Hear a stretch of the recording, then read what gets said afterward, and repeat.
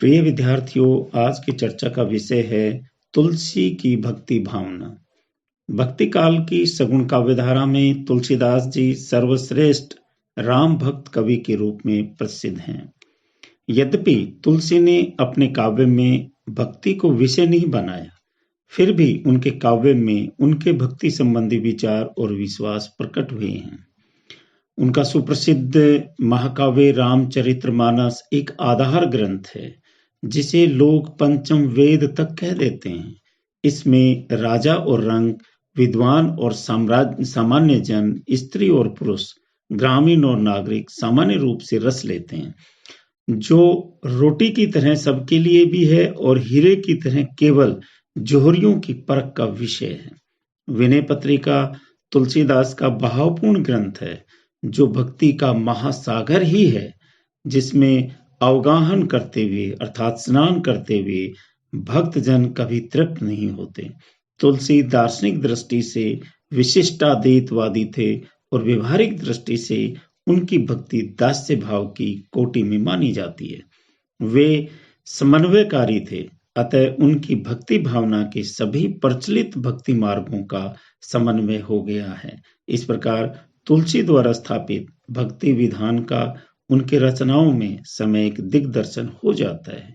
उनकी भक्ति भावना की विशेषताएं इस प्रकार से हम विवेचित कर सकते हैं। नंबर 1, दास्य भाव की भक्ति। तुलसी की भक्ति दास्य भाव की है। वे दास बनकर अपने स्वामी को रिझाते हैं, अर्थात उनका जो स्वामी है प्रभु श्री राम, उनको वे दास बनकर के रिझाते हैं।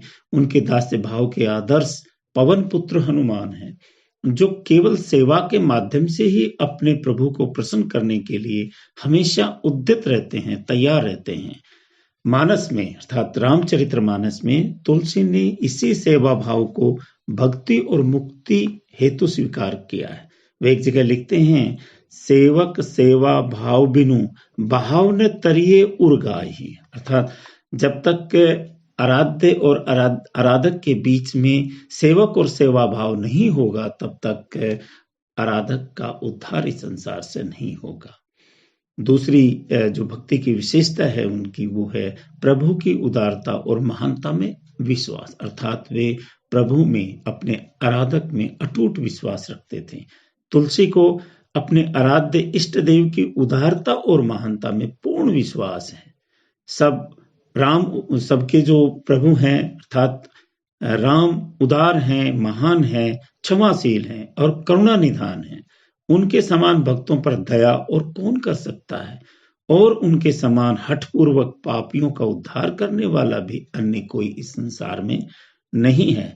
ऐसे ही इसी संदर्भ में वो एक जगह पर लिखते हैं, ऐसो को उद्धार जगत माही, बिनु सेवा जो दवे दीन पर राम सरिस कोई नहीं, अर्थात ऐसा ही संसार में कोई उदार नहीं है राम जैसा, जो अपने भक्तों पर इस प्रकार से कृपा करते हों। राम के शील, शांत, शक्ति और सौंदर्य का गुणगान करते हुए तुलसीदास कभी नहीं थकते हैं। राम का व्यक्तित्व फूलों से भी कोमल और वज्र से भी कठोर है, जिसके कारण भक्त उनसे अपने संकटों का मोचन करने की कामना करते हैं। अर्थात किस तरह से तुलसीदास अपने आराध्य देव, इष्ट देव राम में पूर्ण विश्वास करते हुए उनकी उदारता और महानता में विश्वास रखते हैं और उनसे अपने उद्धार की कामना करते हैं, प्रार्थना करते हैं। तुलसीदास की जो विशेष भक्ति की विशेषता की तीसरी कड़ी है विविध संबंधों की स्थापना। वो किस प्रकार से अपने इष्ट देव के साथ अपना व्यक्तिगत संबंध भी स्थापित कर लेते हैं। तुलसी की भक्ति की विशेषता ये है कि वे राम में ही समस्त संबंधों का केंद्रीकरण कर लेते हैं, अतः जिसका संबंध राम से है वह उसका भी निकट व्यक्ति हो जाता है। इस प्रकार वे अपने आराध्य श्री राम के साथ बहुविधि अर्थात अनेक तरह के संबंधों की स्थापना करके उन्हें अपना बना लेना चाहते हैं। वो एक जगह पर कहते हैं, मोही तो ही जाते अनेक मानिए जो भावे, यानी फिर कहते हैं कि मोही तो ही नाते अनेक मानिए जो भावे, ज्यों त्यों तुलसी कृपाल चरण शरण पावे। ऐसा कोई भी नाता हो जिसके कारण तुलसीदास श्री राम के चरणों को पा जाएं, कोई भी नाता वो स्वीकार करने के लिए तैयार रहते हैं। जिसका संबंध राम से नहीं है वे उन्हें त्याज्य भी समझते हैं। इसी संदर्भ में तुलसीदास जी कहते हैं, जाके प्रिय न राम वदेही तजिए ताही कोटि वैरी सम यद्यपि परम से नहीं। देखिए तुलसीदास जी बहुत बड़ी बात कहते हैं यहाँ पे कि चाहे कितना ही अपना निजी परम स्नेही हो, यदि जिसके प्रिय राम और वैदेही नहीं है उसे करोड़ों दोषों के समान समझ करके उसे त्याग देना चाहिए, करोड़ों वैरी के समान समझकर उन्हें त्याग देना चाहिए। तो यहाँ स्पष्ट रूप से वे राम के साथ अपना एक निजी संबंध स्थापित कर लेते हैं। उनकी चौथी जो भक्ति की विशेषता है वो आत्मबोधन और आत्म परिष्कार है।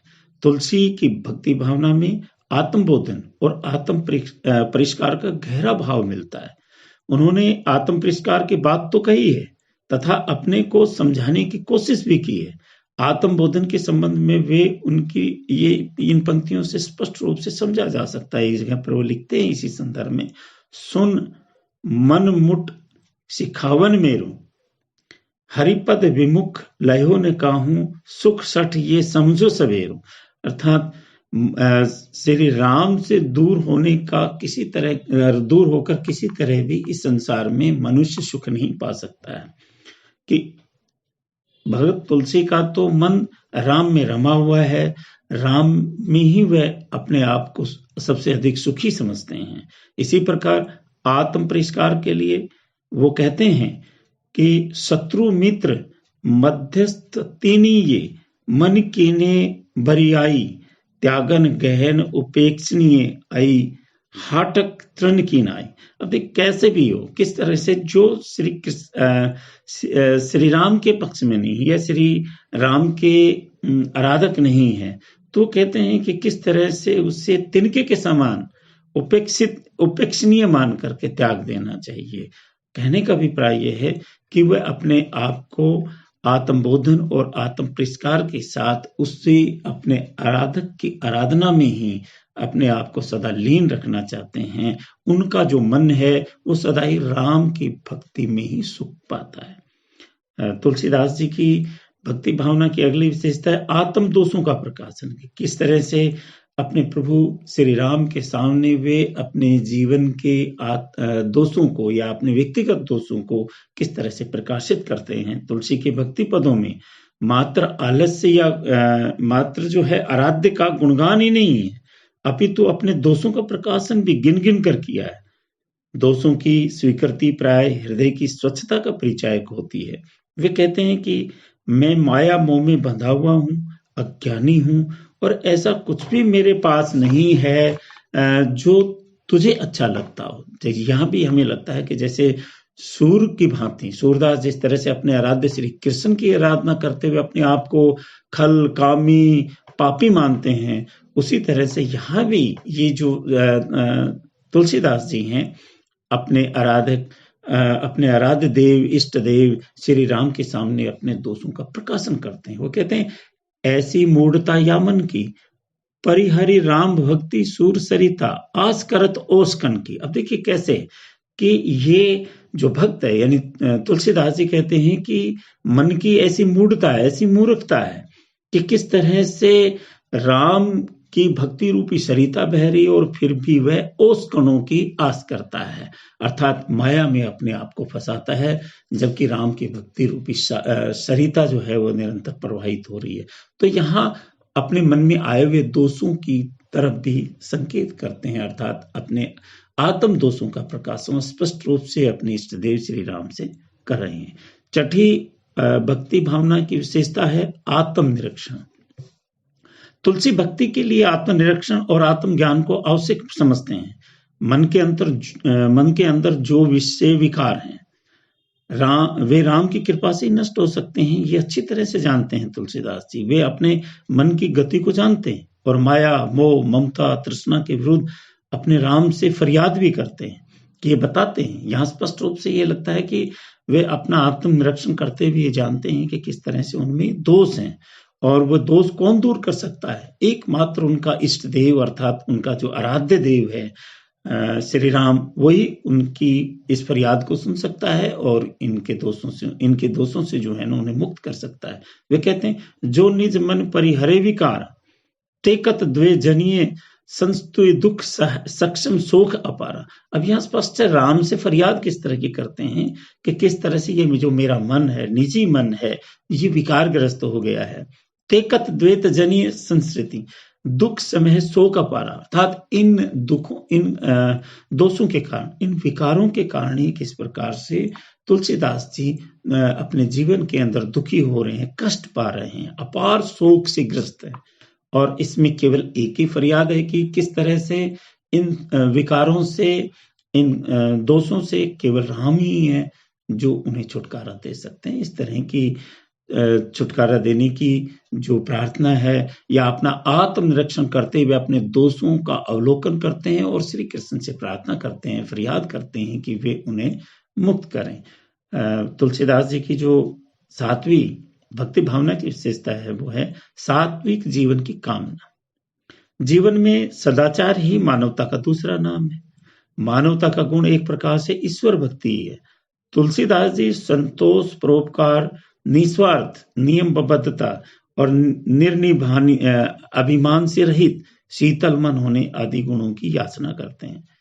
यही सात्विक जीवन हरि भक्ति का आधार हो सकता है, कि अर्थात इस तरह से अभिमान रहित होकर के, नियमबद्ध होकर के, निस्वार्थ परोपकार का जो सात्विक जीवन है, यही भक्ति का आधार हो सकता है। अन्यथा केवल वाक्य ज्ञान से ही निपुण होकर स्तुतियां गाकर ईश्वर की भक्ति नहीं की जा सकती।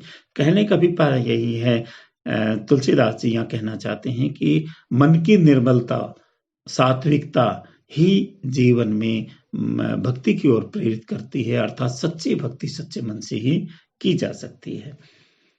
तुलसीदास जी की भक्ति भावना का जो अगली जो विशेषता है वो है नाम का स्मरण। तुलसी की भक्ति का आधार राम नाम ही है।